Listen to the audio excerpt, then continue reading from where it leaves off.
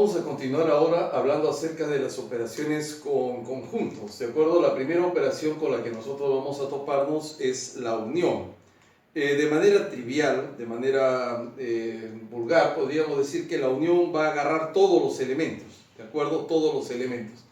Pero decimos que la unión del A con el B es el conjunto de los X tal que el XC elemento de A o el XC elemento de B. Estamos utilizando acá el operador de la disyunción débil, entonces implica que son todos los elementos de A con todos los elementos de B. Cuando nosotros queremos encontrar una manera de representar conjuntistamente estos conjuntos, ¿de acuerdo? La unión, como dije, decimos vulgarmente que agarra todo, entonces quiere decir que todo esto va a quedar sombreado, ¿de acuerdo? Allí está, lo estamos colocando, ¿no? Siendo que son conjuntos disjuntos, o sea que no van a tener elementos comunes, el cardinal de la unión va a ser simplemente el cardinal de A más el cardinal de B. Precisamente cuando a veces nos preguntan por el número máximo de un cardinal de una unión de conjuntos, esta va a ocurrir cuando los conjuntos sean disjuntos. Y vamos a ver que el cardinal mínimo va a ocurrir de la unión de dos conjuntos cuando están incluidos, ¿de acuerdo? Bien, la unión en este caso pues va a coger toda esta parte de acá. Aquí podemos establecer, no será el único caso, pero para ir observando. El cardinal de la unión es menor o igual que el cardinal de A más el cardinal de B. ¿Por qué? Porque hay una parte que se está repitiendo, ¿de acuerdo? Entonces va a ser común a ambos. En este caso la unión simplemente será, entre comillas, el conjunto más grande, ¿de acuerdo? Si A está contenido en B, la unión te va a dar el conjunto mayor y vamos a ver que ese es un criterio operativo muy fuerte para algunos ejercicios. El cardinal de la unión será simplemente el cardinal del conjunto B, que es el que contiene al otro conjunto. Bien, vamos a ver algunos de sus teoremas y axiomas que tienen estas operaciones para todo A, B contenido en el universo. O sea, todos estos conjuntos están contenidos en el universo, en un universo. Recuerda que el universo no es único, o sea, el universo es siempre referencial, es el marco de referencia para todos los elementos del discurso, es la manera como se dice. Hay muchos universos, ¿de acuerdo? Y eso tú lo puedes ver. Si trabajo en los naturales, el universo puede ser n.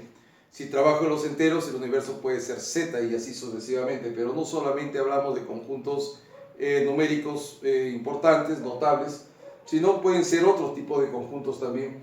Pero el universo siempre va a ser algo relativo, ¿de acuerdo? Cerradura o clausura para decir que la unión va a existir siempre en el universo que se haya establecido y que el resultado es único, ¿de acuerdo? Eso es muy importante saber que la unión va a existir en el universo que se haya establecido y que el resultado va a ser único. Idem, potencia. Idem significa lo mismo y potencia tiene que ver con la cardinalidad. No se olviden de eso, por favor, eso es muy importante. Pero cuando dos conjuntos son iguales y se unen, el resultado es A. No tienen que ser, tú puedes unir A con A un montón de veces la unión, el resultado siempre va a ser A. Conmutatividad, el orden en que unamos los conjuntos es irrelevante, o el orden en que unamos los conjuntos no va a alterar el resultado. Entonces, en ese sentido se parece mucho al tema de la adición, ¿de acuerdo? Bien, vamos a hablar ahora acerca de otra propiedad poderosa que es la asociatividad. Yo puedo asociar varios conjuntos y se sigue siempre el orden natural de asociatividad. ¿Qué quiere decir? De izquierda a derecha cuando hay varias operaciones entre ellos. En este caso de la adición es un caso muy especial porque se puede hacer por la izquierda como por la derecha sin que el resultado se altere. No todas las operaciones van a tener esta propiedad igual que en la adición o en la multiplicación, que tienen propiedades que la sustracción y la división, por ejemplo, no tendrían. Entonces algo parecido ocurre acá. Modulativa, o sea, del elemento neutro o elemento idéntico también se le suele llamar, para todo A contenido en un universo, ¿ya? Existe un único vacío. El vacío sí es único, contenido en ese mismo universo, tal que el A unido con el vacío con el A es el A. Quiere decir que el neutro conjuntista exige la conmutatividad como una premisa, ¿ya? Entonces no es verdad que, y tengan cuidado porque a veces justamente ahí en el centro pre es donde se ha dicho de que existe, por ejemplo, elemento neutro a la derecha o a la izquierda. Eso no es cierto. Solamente si hay elemento neutro, este tiene que ser por la derecha y por la izquierda al mismo tiempo, porque en su definición se exige la conmutatividad.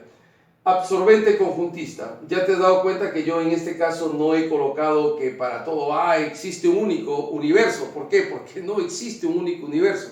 Ya te he dicho que el universo es un concepto no absoluto. Entonces, pero sí el A unido con su universo en el que está contenido, o el universo unido con el A, el resultado va a ser siempre, como dijimos acá, el más grande. Y el más grande va a ser el universal. El A está contenido en la unión, el B está contenido en la unión, creo que eso es claro, la unión es algo más grande que ellos, con este tipo de inclusión, otra vez, ¿de acuerdo? Inclusión impropia no estricta. Si A unido con el B te da vacío, obliga a que el A sea el vacío y el B sea el vacío, ¿de acuerdo? Si A unido con B es el conjunto B, pueden pasar dos cosas. Puede ser que el A sea el vacío, claro, el vacío unido con un conjunto te da el mismo conjunto porque es el neutro conjuntista. O puede ser que el A esté contenido en el B. Este es un tipo de ecuación conjuntista, ¿de acuerdo? El conjunto potencia de A unido con el conjunto potencia de B está contenido en el conjunto potencia de A unido a B. Lamentablemente aquí no podemos hacer las demostraciones, pero en la universidad cosas de este tipo te podrían venir ya cuando estés estudiando, no en el examen de admisión, sino dentro de la universidad. Bueno, vamos a hablar ahora acerca de la intersección de conjuntos. A intersectado con B es el conjunto de todas las X tal que el X sea elemento de A y al mismo tiempo el X sea elemento de B. Quiero indicar aquí algo muy importante. Como esta de acá es la conjunción, ten en cuenta que estas dos que están acá son proposiciones, ¿de acuerdo? Para que esta proposición sea verdadera, fíjese bien, para que esta proposición sea verdadera, ambas proposiciones tienen que ser verdaderas. Ahora, hago una consulta. ¿Es posible que una proposición sea verdadera y falsa a la vez? La respuesta es no. O es verdadera o es falsa, porque esa es su parte más íntima de una proposición. Su cualidad de ser o verdadera o falsa, ¿de acuerdo? No hay término medio, y eso se conoce con el nombre de tercio excluido. O es A o es B, pero no es ambas. Si esta es verdadera, y si es falsa, pero no puede ser verdadera y falsa al mismo tiempo. Eso genera una ambigüedad y en matemática, cuando existe esa ambigüedad, se considera falsa, ¿de acuerdo? Vamos a ver esto en un ejercicio que vamos a ver pues, en la parte práctica, ¿no? Bien, aquí no voy a sombrear nada. ¿Por qué el profesor no va a sombrear nada? Porque no hay intersección, no hay elementos comunes. Cuando los conjuntos son disjuntos, la intersección es nula, entonces no hay elementos comunes entre A y B. Pero la intersección se puede representar aquí de esta manerita, ¿de acuerdo? Y cuando tienes dos conjuntos que están contenidos el uno en el otro, el A contenido en el B, la intersección, así como en la unión salía entre comillas el más grande, en la intersección va a salir pues el más pequeño. Además, el cardinal de la intersección te da el cardinal de A, y ya te dije que cuando nosotros deseamos un cardinal mínimo, tiene que estar relacionado a este tipo de inclusión, ¿de acuerdo? Vamos a enunciar ahora los teoremas y axiomas que tiene pues la intersección, ¿de acuerdo? Para tres conjuntos cualquiera contenidos en un universo, la cerradura o clausura establece que la intersección de ellos va a existir siempre, y además el resultado va a ser único, ¿de acuerdo? Eso es muy importante en las operaciones matemáticas, establecer que no tenemos pues resultados divergentes, ¿no? O sea, hay un solo resultado. Muy bien, la idempotencia también se verifica acá y dice que si un conjunto se intersecta con él mismo, el resultado es A. Yo puedo intersectar el A con el A, con el A, con el A un montón de veces, el resultado siempre vendrá a ser A. Conmutatividad, el orden en que se intersecten los conjuntos es irrelevante. O sea, si intersecto los conjuntos en cualquier sentido, el resultado siempre será el mismo, o el resultado no se intersecta, se intercambia el orden de los conjuntos respecto a la operación de intersección, no va a cambiar. En la asociatividad tenemos tres objetos, de acuerdo, tres conjuntos. Los puedo asociar los dos primeros o los dos últimos y el resultado de la operación no va a cambiar. Repito una vez más, este axioma es posible en la unión y en la intersección, no va a ser en otras operaciones, ¿de acuerdo? Pero en esta sí. Modulativa o del neutro conjuntista. Tampoco aquí he puesto, como en el caso anterior, existe un único universo, porque ya sabes que el universo es relativo, su concepto. Entonces, A intersectado con el universal intersectado con el A va a dar A. Eso sí es verdad bajo cualquier circunstancia, mientras esté dentro del universo referido. Absorbente conjuntista. Acá sí cambian las cosas. Acá podríamos haber colocado para todo A contenido en un universo, ya, pero lo vamos a dejar así nada más, pero acá sí era posible. ¿Por qué? Porque el vacío es único.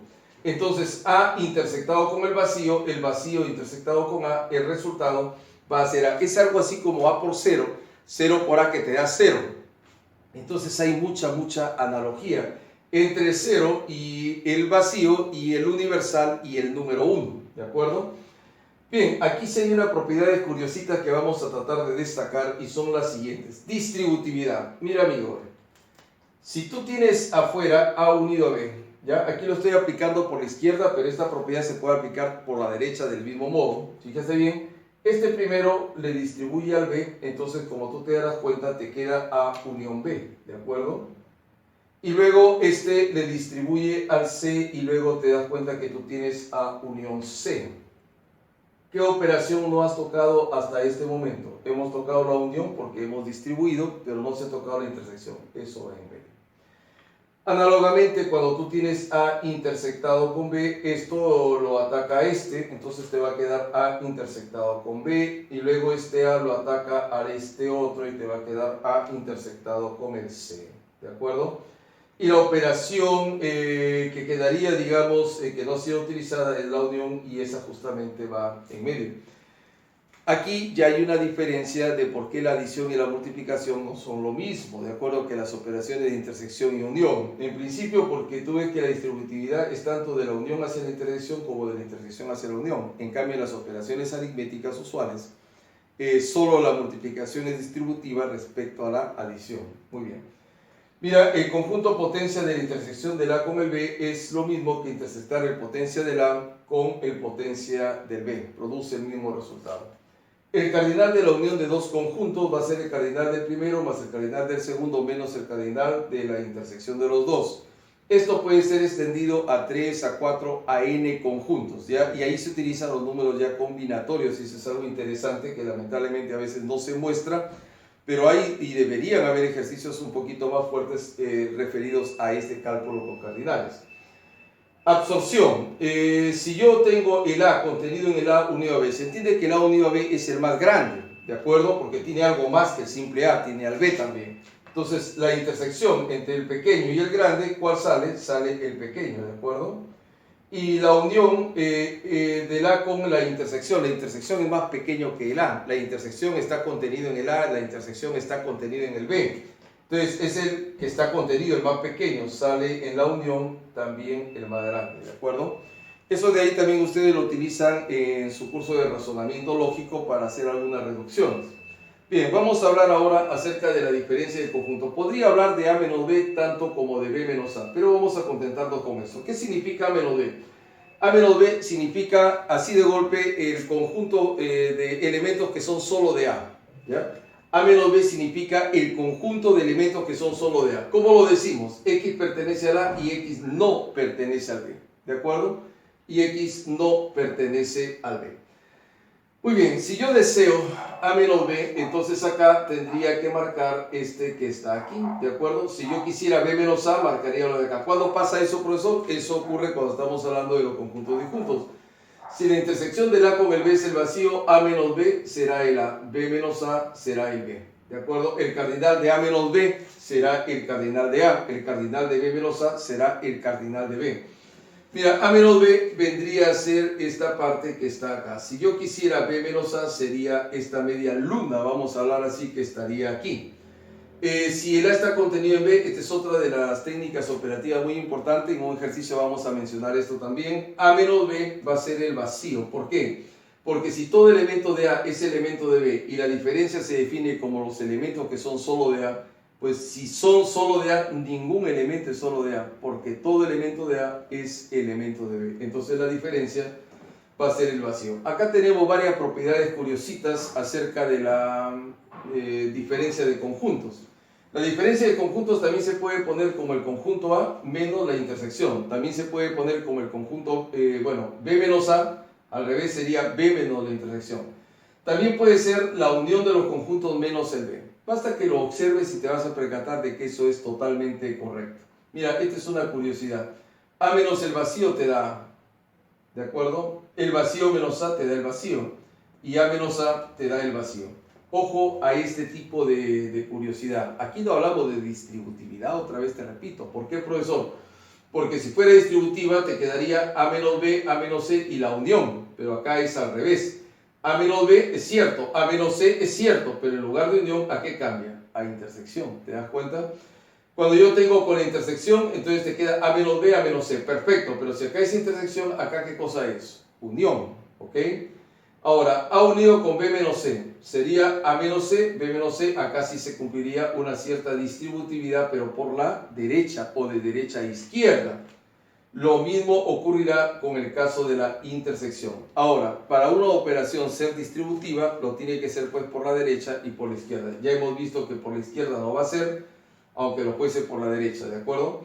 Mira, esta es una curiosidad. A menos B menos C es A menos C menos B. Se puede poner así. Pero si yo colocara A menos, paréntesis, B menos C, ahí sí no, ¿de acuerdo? Entonces hay que tener mucho cuidado con estas operaciones porque justamente se utilizan cuando lleguemos al tema del álgebra de conjuntos. Vamos en este momento a hablar acerca del complemento de un conjunto respecto al universo. La operación se denomina complementación, ¿de acuerdo? El complemento del conjunto A se puede representar de esta manera, AC, ¿de acuerdo? No es un exponente, lógicamente el C es una notación, A con un apóstrofe o el A indicado de esta manera, que es una notación que también se utiliza en la lógica, ¿no? Y dado que está dentro de un universo, dice que el complemento del conjunto A simplemente es el conjunto de todos los X tales que esos X no sean elementos de A. ¿Qué quiere decir? Si los elementos de A están dentro de este conjunto, el complemento de A será todo lo que está justamente fuera de él. Ahora, si el X no es elemento de A, entonces entre el A y el conjunto complementario de A no debe haber elementos comunes. ¿Y eso qué significa? Que son disjuntos. Entonces el término disjunto, que nosotros lo veíamos, por ejemplo en esta gráfica como no juntos, no es del todo correcto, porque tú ves que acá están prácticamente, ¿no?, ahí uno al lado del otro. Muy bien, entonces A y complemento de A son disjuntos. Por lo tanto, si son disjuntos, se cumple que la intersección es nula. De acuerdo a la sustracción de conjuntos, a la diferencia de conjuntos, si yo lo resto, te queda el primer conjunto, porque son justamente disjuntos. Y lo mismo así, te queda el primer conjunto, que sería C. Por otro lado, la unión del conjunto A con su complementario te da como resultado el universal. ¿De acuerdo? Esta es una curiosa propiedad, no difícil de entender. Normalmente se dice que el complemento del complemento te da el mismo conjunto. ¿De acuerdo? Bien, pero podríamos extenderlo a una mayor cantidad de complementos aplicados a un mismo conjunto de manera consecutiva o sucesiva. N veces el C, va a salirte el mismo conjunto cuando el N sea un número par. Por decir, hay 20 complementos, como que cada dos se anularían y te quedaría pues simplemente que el N es par y ya está. Pero te saldrá el complemento del conjunto cuando el N sea un número impar. Esta que está acá es una potente teorema, muy fuerte, ¿ya? Se utiliza bastante, incluso los que vienen después algunos se deducen a partir de él. Pero la diferencia de conjuntos A con el B es igual a decir A intersectado con el complemento del otro. ¿Por qué, profesor? Porque cuando nosotros definimos, sino que en ese momento no podíamos, dado que no habíamos hablado de la complementación, cuando definimos el conjunto A menos B, ¿qué dijimos? Que el X era elemento de A y a la vez el X no era elemento de B. Si el X no es elemento de B, quiere decir que pertenece a su complemento. Entonces, A no era, A pertenecía a la y el X, no, a ver otra vez, X pertenecía a la y el X no pertenecía al B. Entonces, eso se deduce en A intersectado con el complemento de B. Pero esto es muy importante. Cuando nosotros tenemos así, repito, a partir de eso ustedes lo pueden demostrar, te quedaría B menos A. Algo análogo ocurre cuando tú tienes la inclusión, ¿de acuerdo? Si el A está contenido en B, el complemento de B estará contenido en el complemento del A. Estos de acá son los poderosos teoremas de De Morgan, ¿de acuerdo? A unido a B complemento, te sale el complemento de ambos operandos, pero en lugar de la unión pasa a ser intersección. Y lo mismo ocurre en el caso de acá, esa intersección pasaría a ser la unión, ¿de acuerdo? Muy bien, los teoremas de De Morgan no se aplican solamente a dos conjuntos, se pueden aplicar a n conjuntos y bueno, tiene su propia notación para eso. Bien, vamos a hablar ahora de la diferencia simétrica, que es, yo consideraría, analíticamente hablando, quizás la operación más compleja, ya analíticamente hablando. Fíjate cómo se define la diferencia simétrica. A diferencia simétrica B se define como el conjunto de todas las X tal que el X sea elemento de A o, pero de la disyunción fuerte, X pertenece a B. ¿Qué significa? Que o X es elemento de A o X es elemento de B, pero no es de ambos. ¿De acuerdo? O es X de A o es X de B, pero no de ambos. ¿Y eso cómo se expresa, profesor? Acá ve, mira, ve. La unión menos la intersección. Otra manera de decir esto es A menos B unido con B menos A. Fíjate, en la universidad una de las preguntas usuales cuando te enseñan el capítulo de teoría de los conjuntos es a partir de esta deducir esta o viceversa. Te pueden indicar que a partir de esta deduzcas la que está acá. Y son una serie de procedimientos todos analíticos para lograr hacer eso. Bueno, en el caso de los conjuntos disjuntos, observe que vendría pues a ser A menos B. Dice A menos B unido con B menos A. A menos B vendría a ser esto. B menos A vendría a ser esto. Quiere decir entonces que, atención acá, si la intersección del A con el B es el conjunto vacío, si la intersección del A con el B es el conjunto vacío, fíjese bien por favor, la diferencia simétrica del A con el B no es otra cosa. La diferencia simétrica del A con el B no es otra cosa que la unión de ambos. Y hace un tiempo atrás esta fue una pregunta de emisión. Para que la diferencia simétrica sea igual que la unión, la intersección de los conjuntos tiene que ser vacía. Hay que tomarlo en cuenta. Esta es la forma más conocida, digamos, de la diferencia simétrica. Acá tú tienes el A menos B unido con el B menos A. ¿De acuerdo? Ahí está. Ahí está. ¿De acuerdo? Esa es la forma más conocida. Ahí se ve claramente la unión menos la intersección.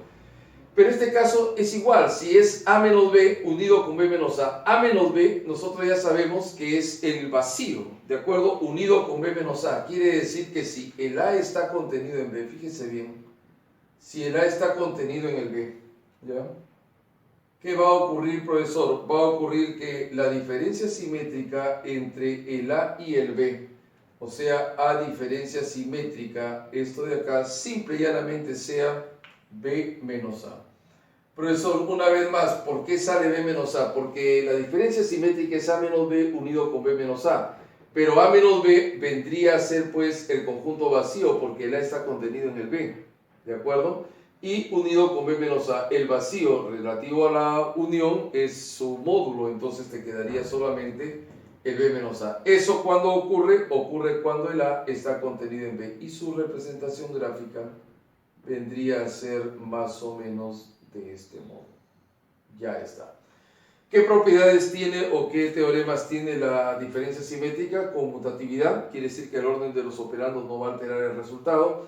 Se puede asociar. Esta, por ejemplo, la demostración de esta segunda es bien complicada, jóvenes, ¿no? Me atrevería a decir que casi ningún profesor a nivel de pre y algunos incluso ya de nivel superior no lo van a poder hacer. Y además me da la impresión, por lo que he estudiado, que solamente existe un camino para llegar a esto, ¿ya? En lógica, ustedes también tienen operaciones parecidas a esta, ¿de acuerdo? Pero en lógica lo plantean nada más, pero no lo demuestran tampoco, ¿no? Modulativa es un neutro, va a ser el vacío también, a diferencia simétrica vacío, vacío diferencia simétrica, entonces involucra la conmutatividad. El resultado es esa. La diferencia simétrica con el mismo conjunto te dará el vacío, es fácil de demostrar a partir de la definición. Con el universal te dará el complemento del conjunto y esta es muy bonita. Mira, a diferencia simétrica B produce el mismo resultado que si yo tomo los complementos a ambos operandos. Con esto hemos terminado esta introductoria parte a la teoría de conjuntos.